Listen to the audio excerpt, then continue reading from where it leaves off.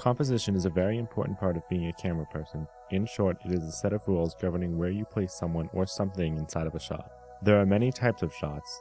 These are a few of the most common ones. Establishing shot. This shot introduces a location you are going to film in. The wide shot is a complete shot of a person from the top of their head down to their feet. This is a great shot to capture action.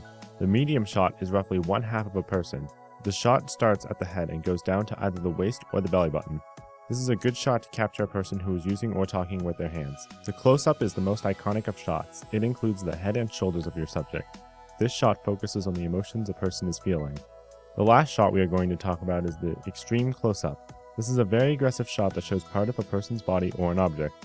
This shot should be used sparingly to communicate important story elements and high drama. The rule of thirds. Now that we have talked about the types of shots, it is time to learn where to place an actor in your shot. A good trick to understanding where to place your talent is to imagine a tic-tac-toe board on your viewfinder. You should always place your talent's eyes at the intersection of the top and middle third. This way, he or she will always fill the shot regardless of what type it is. If you do not follow this rule, you can end up with uncomfortable shots. They will either feel cramped or very empty. Shots like this can be useful in certain dramatic situations, but should be avoided otherwise. Nose room. When looking at your talent, your audience will tend to focus on their eyes. They will be interested in what your talent is looking at.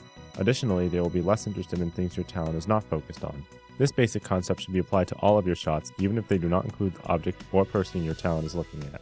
When you do not follow this rule, you will end up with too much negative space. We will define this as space that does not hold anything visually interesting to your audience.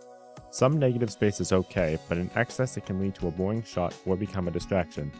The easiest way to minimize negative space is to compose your shot so that there is more room in front of your talent's eyes than there is behind them. 3/4 profile. There are 4 ways your subject can be oriented in your shot. Turned away, which is only useful in an over-the-shoulder shot.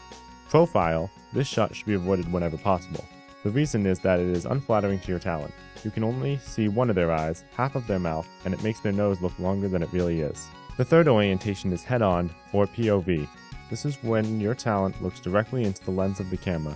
This shot is useful, but also problematic. It is good when your talent is speaking to the audience directly. The most common use of this is news reporters. The downside of head-on shots is that it flattens your talent's face. Also, if your actors look into the lens while not talking to the audience, it can be unnerving and distracting to your viewers. Most of the time, you will want to film halfway between profile and head-on, in what is known as 3/4 profile. This shot has all of the advantages of head-on with none of its weaknesses. It shows your actor's entire face without looking flat. It also removes the distraction of having your actor look directly into the lens. In conclusion, following these composition guidelines can help you achieve a more professional look for your films.